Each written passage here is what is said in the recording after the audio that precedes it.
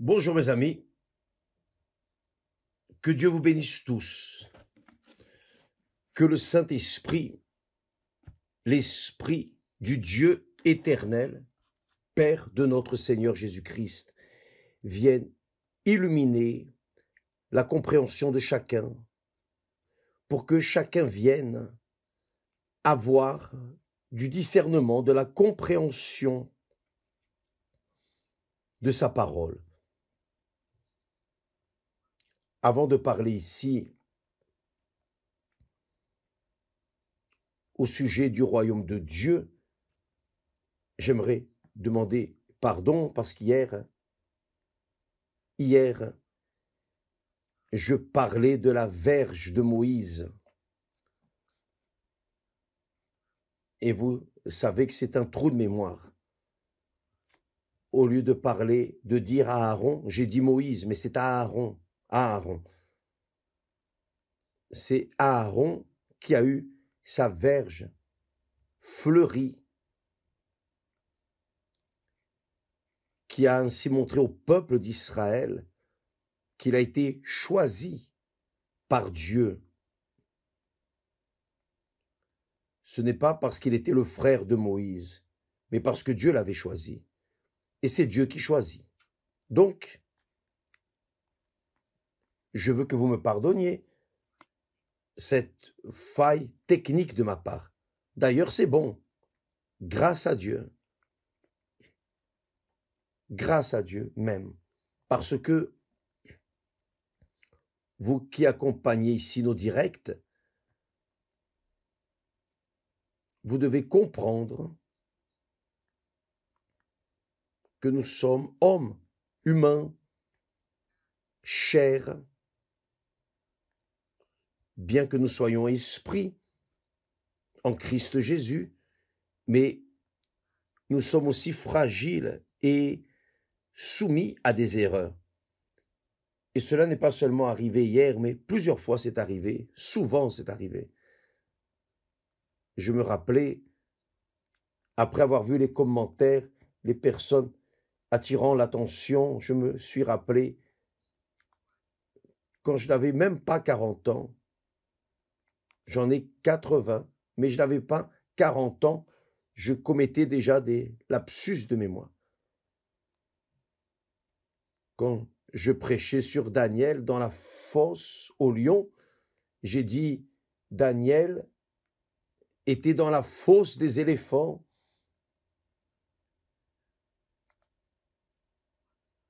Peu importe si c'était des éléphants ou des lions, il était dans une fosse. C'est la même chose avec la verge. Si elle était d'Aaron ou de Moïse, ça ne fait pas de différence. Ce qui fait la différence, c'est qu'il y avait la verge dans l'arche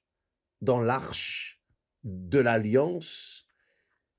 Il y avait 3 choses, juste pour se rappeler. Nous avions les commandements, les 10 commandements, la loi, qui représente Dieu le Père. Nous avions la manne dans un vase en or, la manne qui est descendue du ciel. Donc, il y avait un peu de manne dans l'arche qui représentait le Seigneur Jésus. Et aussi, nous avions la verge, ou plutôt la verge, le pain, et aussi, nous avions, laissez-moi me rappeler ici,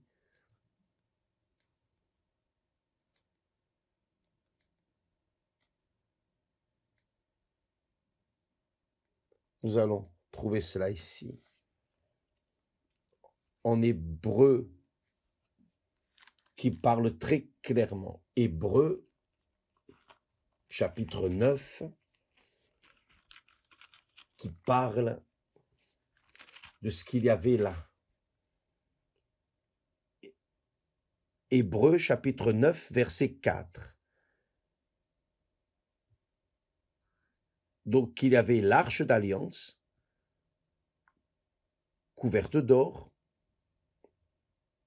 un vase d'or contenant la manne, la verge d'Aaron qui avait fleuri et les tables de l'Alliance, les 10 commandements. Les tables de l'Alliance représentent le Père. La verge d'Aaron représente le Saint-Esprit qui guide. Et la manne représentait le Seigneur Jésus, le pain descendu du ciel. Donc, excusez-moi, et c'est bon que vous confirmiez ce que nous disons ici. Cela est très important, parce que je me trompe, je suis faillible. Donc, vous devez conférer si ce que je dis est ce qui est écrit dans les Saintes Écritures. Je vais vous dire avec toute la sincérité, si je ne lis pas le texte sacré, réellement, j'oublie des détails. Mais peu importe, j'espère que vous ayez compris cette direction, je crois, dans le Saint-Esprit, car Dieu est esprit, mais il utilise des symboles pour que nous venions le comprendre, pour que nous puissions le voir à travers les symboles. Donc, j'étais en train de lire hier, de méditer au sujet des problèmes que nous affrontons, des problèmes que vous, moi, nous tous affrontons. Très intéressant cela est extrêmement glorieux. Parfois la personne pense ainsi. Maintenant, j'ai le Saint-Esprit. Ma vie va changer. Véritablement, elle change les pensées, évidemment, et la vie change. Mais cela ne signifie pas, lorsqu'on a le Saint-Esprit, ça ne veut pas dire que nous n'aurons plus de problèmes. Ça n'existe pas. Avec le Saint-Esprit ou sans le Saint-Esprit, nous aurons toujours des problèmes dans cette vie, dans ce monde. Et au chapitre 8 de Romains, le Saint-Esprit enseigne à travers cet épître, à travers ce chapitre, ce qu'il se passe dans le royaume de ce monde, ceux qui vivent dans le royaume du monde et ce qui se passe aussi dans le royaume de Dieu, ici dans ce monde. Donc, aussi bien ceux qui vivent dans le royaume du monde que ceux qui vivent dans le royaume de Dieu, nous parlons beaucoup du royaume de Dieu, nous tous, nous aurons des problèmes, nous tous, nous avons des problèmes. Nous n'allons jamais, tant que nous sommes dans cette chair, dans cette maison, dans ce vase de terre, d'argile, qu'est notre corps, même si nous avons l'or, qui est le Saint-Esprit, même ainsi, nous aurons des problèmes. Jusqu'à notre promotion. Vous rappelez que l'apôtre Paul a dit, pour moi, mourir est un gain, c'est vraiment un gain. Pour celui qui vit dans le royaume de Dieu, mourir est un gain. Pourquoi est-ce que c'est un gain? Car nous laissons cette chair en arrière, nous laissons cette matière bien terreuse, cette matière faible, fragile, cette matière qui a la grippe, des maux de tête, ceci et cela, des maladies, des infirmités, enfin, cette matière qui accroche les maux de ce monde cruel. C'est la matière, non l'esprit. Donc, nous allons voir cela dans le propre ministère du Seigneur Jésus. Le Seigneur Jésus, il est bon que vous compreniez cela pour que vous ne cherchiez pas le paradis ici dans le monde. Il n'y a pas de paradis ici dans le monde. Ça n'existe pas. C'est un fait. Je peux vous dire cela. J'ai des expériences qui montrent cela. Voyez, quand le Seigneur Jésus est venu au monde, il parcourait toutes les villes, dit le texte. Jésus parcourait toutes les villes et villages, enseignant dans les synagogues, enseignant dans les synagogues, enseignant aux Juifs. Les synagogues étaient, disons, l'église des Juifs. Le Seigneur Jésus enseignait dans les synagogues. Et prêchant l'évangile du royaume. Donc le Seigneur Jésus enseignait et prêchait l'évangile du royaume de Dieu. Car les Juifs attendaient le royaume de Dieu, leur royaume ici sur terre. Un royaume où il n'y aurait pas autant de problèmes, où le roi serait le Messie lui-même. Et une fois servant le roi Messie, il n'aurait plus de problème. Donc le Seigneur Jésus prêchait et enseignait. Lorsque l'on dit prêcher l'évangile, c'est annoncer l'évangile. L'évangile, ce sont les bonnes nouvelles du royaume de Dieu. Mais le royaume de Dieu n'est pas visible. Le royaume de Dieu n'est pas palpable, disons. Le royaume de Dieu est spirituel. Le royaume de Dieu, a dit le Seigneur Jésus, est en vous, à l'intérieur de vous. Quand le Saint-Esprit, l'Esprit de Dieu, l'Esprit du Seigneur Jésus, règne en nous. Donc, quand nous appuyons sur cette touche pour que la personne reçoive le baptême du Saint-Esprit, c'est pour cela, c'est pour qu'elle soit conduite, dirigée par le Saint-Esprit. Une fois qu'elle sera conduite par le Saint-Esprit, alors elle sera dirigée par le roi lui-même du royaume de Dieu. Par conséquent, les autres choses seront ajoutées. Donc, le pain quotidien, les vêtements, les habits, le toit pour vivre, enfin, ces nécessités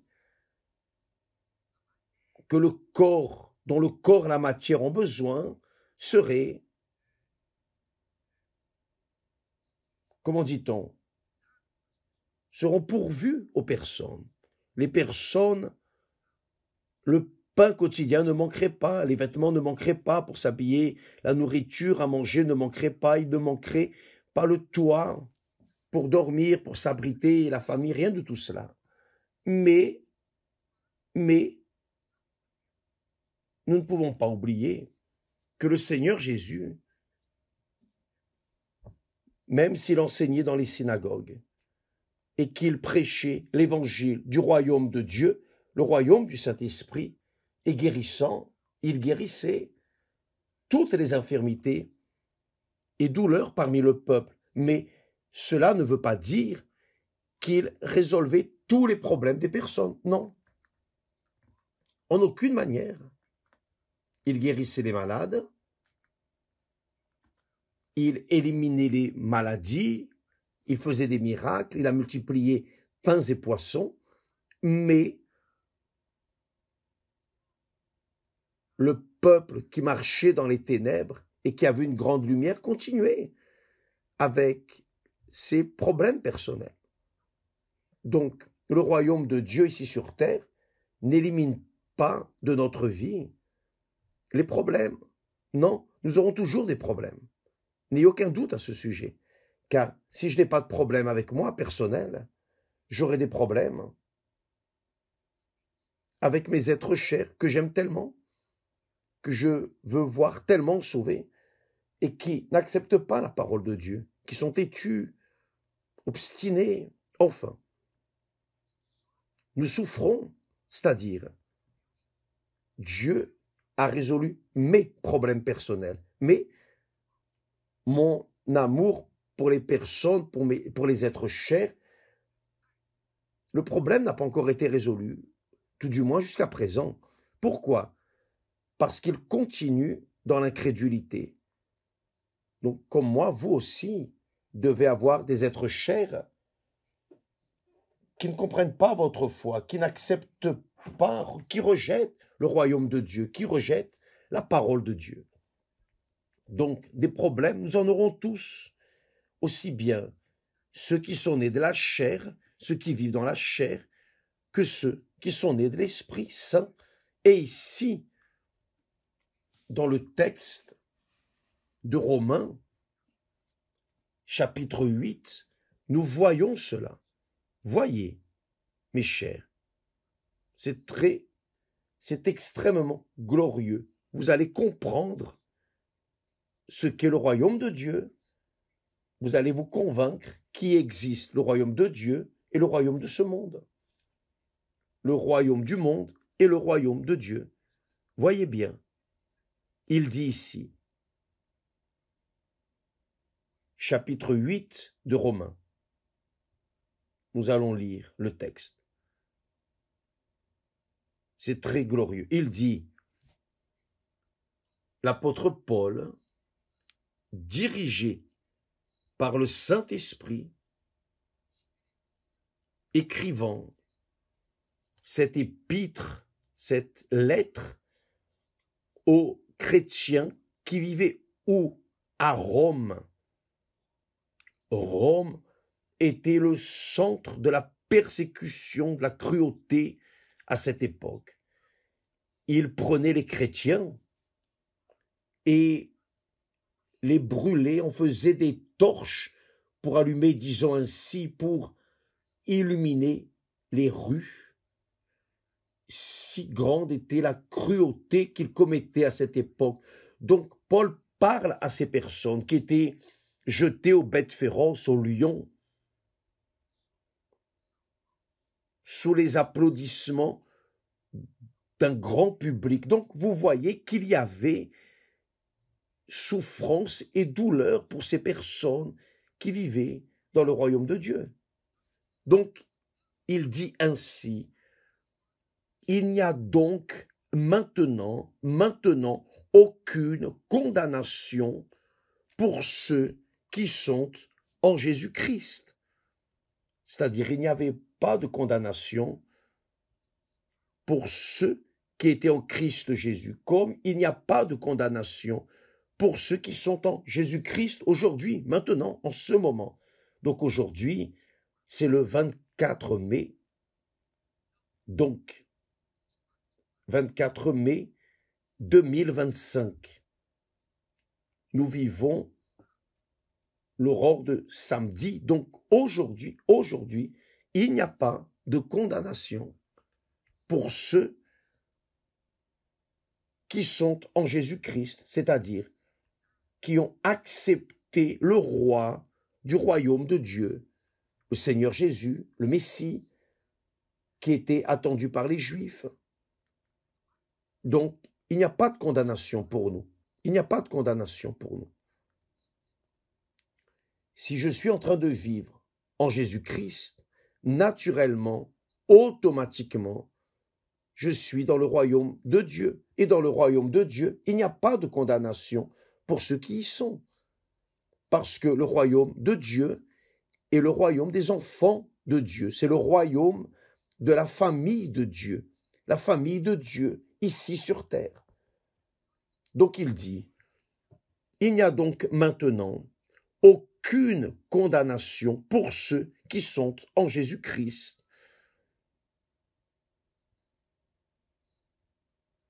Qui ne marchent pas selon la chair, qui ne marchent pas selon les désirs du cœur. La Bible parle de chair. Le texte sacré dans le Nouveau Testament parle de chair. Il se réfère à la volonté humaine, à la volonté de nos cœurs. Donc ça, c'est la chair. Donc, ceux qui sont en Jésus-Christ ne marchent pas selon la chair, c'est-à-dire ne marchent pas selon les désirs, les convoitises de leur cœur, marchent selon la volonté du Saint-Esprit, du Seigneur Jésus, qui règne dans la vie de ceux qui croient en lui. Donc, il n'y a pas de condamnation pour ceux qui vivent en Jésus-Christ, qui vivent, c'est-à-dire qui obéissent, se soumettent, sacrifient leur volonté pour faire la volonté de Dieu. Il n'y a pas de condamnation pour eux. Et là, il dit au 2e verset, « En effet, la loi de l'esprit de vie, la loi de l'esprit de vie en Jésus-Christ m'a affranchi de la loi du péché et de la mort. » Donc je suis libre, vous êtes libre. C'est le royaume de Dieu dans ce monde. Cela est très important à comprendre. La loi disait œil pour œil, dent pour dent, juste pour que vous ayez une idée. Et personne n'arrivait à obéir à la loi, à la lettre. Personne n'arrivait. Pourquoi? Parce qu'il y avait la loi de la chair. Qui était sous la loi était également sous ses convoitises, ses désirs, ses convoitises qui sont tendancieuses vers le mal. Donc, par la loi, personne ne pouvait être sauvé. Personne. C'était impossible qu'il y ait le salut. Mais la loi a été donnée pour nous donner la manière dont Dieu veut que les choses soient faites. Le Seigneur Jésus est venu et est mort. Il a accompli toute la loi. Le Seigneur Jésus a accompli toute la loi. Il a été impeccable. Il est mort. Il a assumé le péché de toute l'humanité, de tous ceux qui croient en lui. Et il est mort. Il a été sépulté, enseveli, c'est-à-dire tout le péché de l'humanité en Jésus-Christ a été enseveli et mort. Maintenant, si la personne n'est pas en Christ Jésus, si la personne rejette le Seigneur Jésus comme son unique Seigneur, il n'y a pas d'autre Seigneur, il n'y en a qu'un, un unique Seigneur. Quand la personne accepte le Seigneur Jésus comme unique Seigneur et Sauveur, ça c'est croire dans le Seigneur Jésus. Qui croit en lui sera sauvé. Ça, c'est la croyance qui est valide.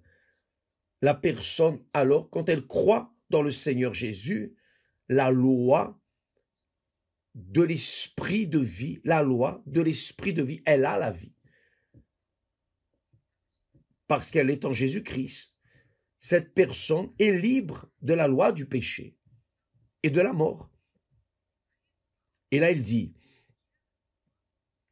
car chose impossible à la loi, parce que par la loi, personne n'est sauvé, parce que la chair la rendait sans force, Dieu a condamné le péché dans la chair en envoyant, à cause du péché, son propre Fils dans une chair semblable à celle du péché. C'est-à-dire, le Seigneur Jésus a assumé le corps comme le mien, comme le vôtre, un corps qui était soumis même à se tromper, à pécher. Mais le Seigneur Jésus ne s'est pas trompé, il n'a pas péché, il a été impeccable, impeccable. Le Seigneur Jésus a été impeccable, parfait. Donc, le Seigneur Jésus a été comme cet animal que Dieu a tué pour en enlever la peau et couvrir la nudité d'Adam et Ève. On a parlé il y a quelques jours. Donc, le Seigneur Jésus est venu pour sauver tous. Mais qui l'accepte? Qui vit en lui. Qui est en lui? Qui est en lui vit dans le royaume de Dieu, vit soumis au royaume de Dieu. Qui n'est pas continue soumis au royaume de la chair, de ses volontés, de ses convoitises. Par conséquent, nous avons deux royaumes, le royaume du monde et le royaume de Dieu. Qui est inséré dans le royaume du monde vit selon la volonté de la chair.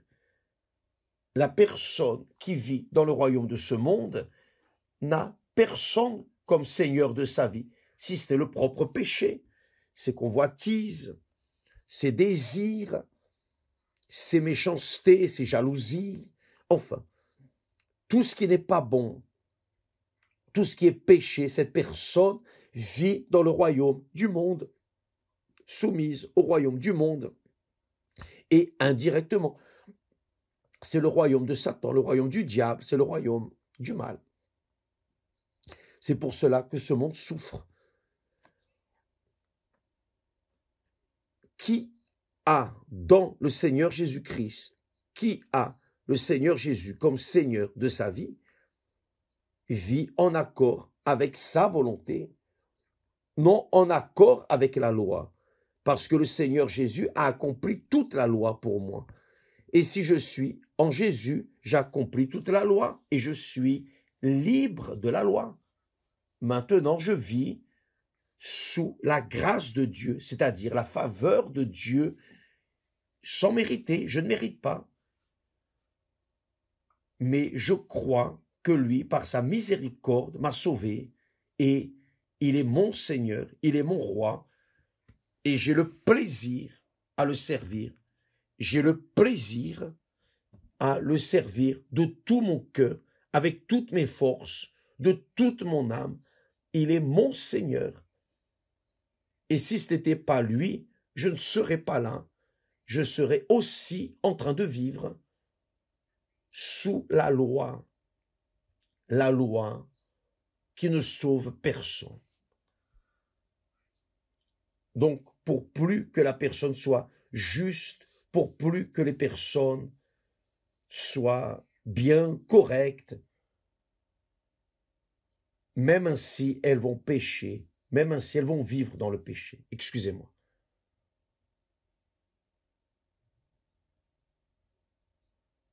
Juste pour illustrer cela, c'est très important. Je connais un monsieur,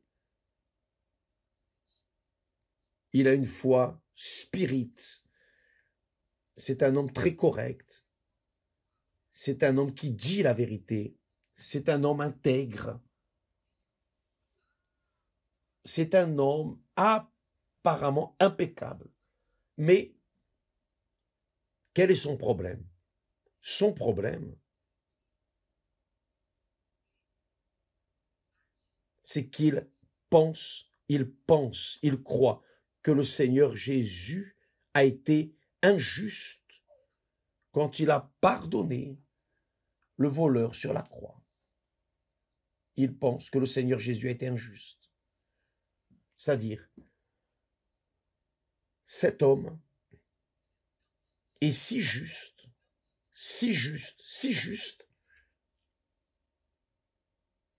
que malheureusement, il devient le plus grand des injustes. La Bible dit que nous ne devons pas être justes à l'excès. Il est cette personne, si juste, qu'il s'est brisé, il s'est cassé. Ça, c'est la réalité. Pourquoi? Parce que, bien qu'il soit un homme correct, juste, très juste, une personne bonne, il est orgueilleux, il porte un orgueil, l'orgueil d'être juste, d'être correct, d'être ceci, cela. Il s'auto-justifie par son comportement. Donc, cela le rend plus pécheur que n'importe quel autre pécheur.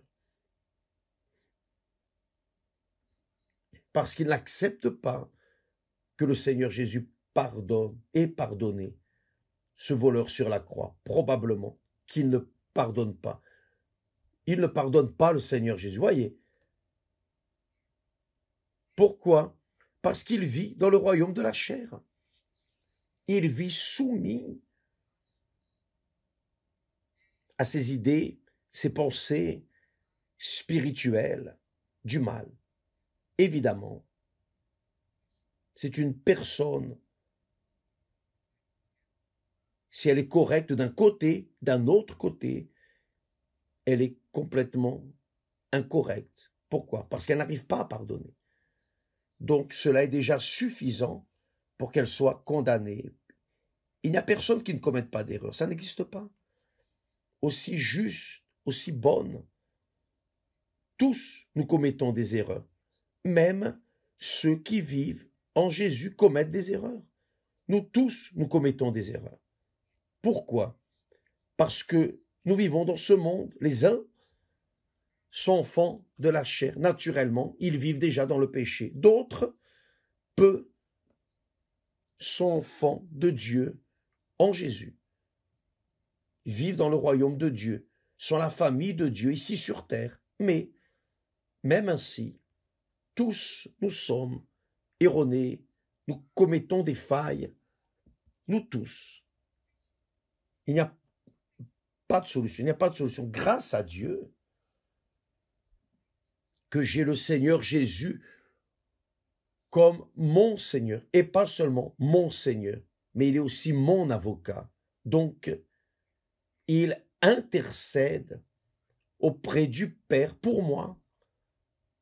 Mon Père, il s'est trompé, mais il croit en moi. Il vit dans cette terre, cette argile qui est une matière bien périssable et cela est passible de pardon, car il croit en moi et il m'aime, etc. Donc, le Seigneur Jésus est mon intercesseur et il devient l'intercesseur de ceux qui croient en lui. Qui est en Jésus, croit en Jésus comme son unique Seigneur, Sauveur, le premier dans sa vie. Avant son père, sa mère, sa famille, sa femme, son époux, ses enfants, avant son nom, sa réputation, son argent, avant tout, avant tout. Donc quand la personne a cette qualité de foi, de croyance en Jésus, elle a en lui la condition d'intercéder pour lui auprès du Père. Ça, c'est vivre dans le royaume de Dieu. C'est-à-dire, nous qui vivons dans le royaume de Dieu, nous sommes soumis à des erreurs et des failles. Nous sommes soumis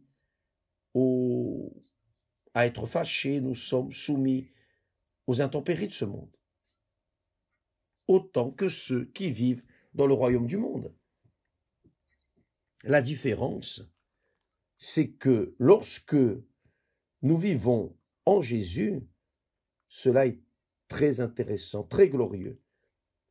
Vous devez comprendre cela, mes amis, pour que vous veniez maintenir votre foi, même devant les tribulations, les luttes,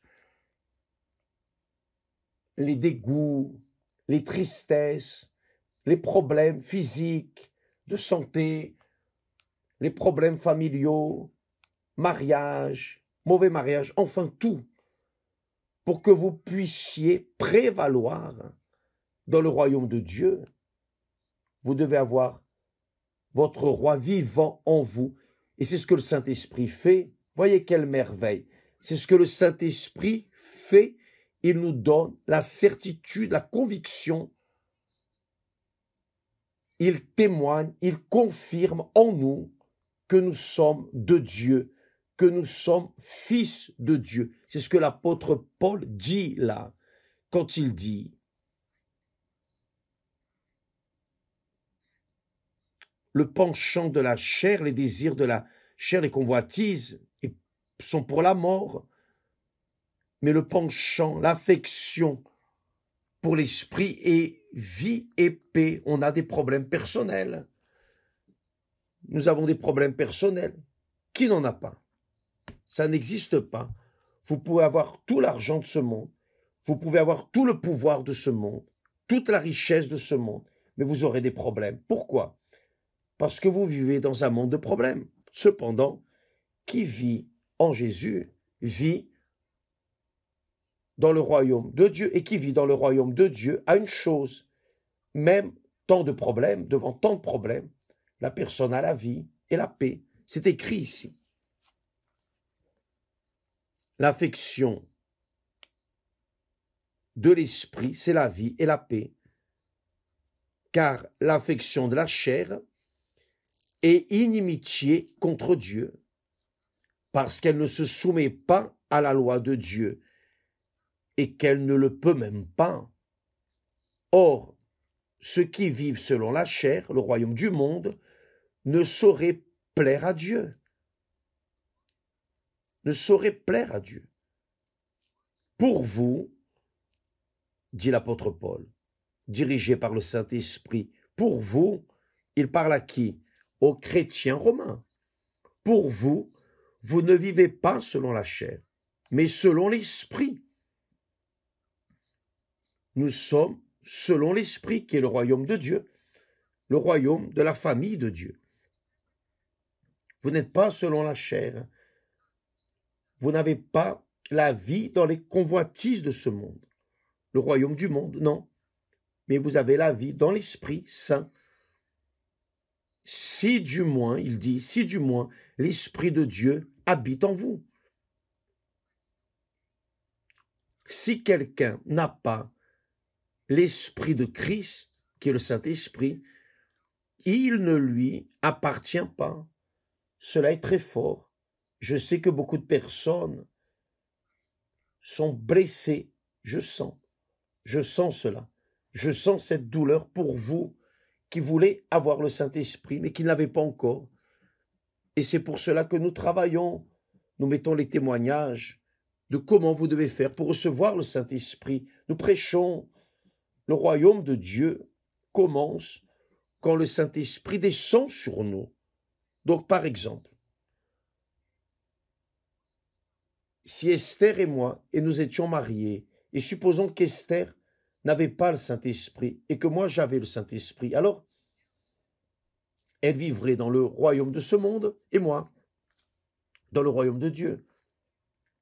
Ou si je n'avais pas le Saint-Esprit, je vivrais dans le royaume de ce monde, soumis à ma chair, aux convoitises de mon cœur, les désirs de la chair, et elle, si elle avait le Saint-Esprit, alors elle serait dans le royaume de Dieu, et moi, dans le royaume de ce monde. Donc, comment est-ce possible de compatibiliser un mariage, par exemple, une personne qui est de Dieu avec une personne qui n'est pas de Dieu? Je vais vous dire une chose, mes amis. Cela est pratiquement impossible de compatibiliser, combiner le royaume du monde et le royaume de Dieu.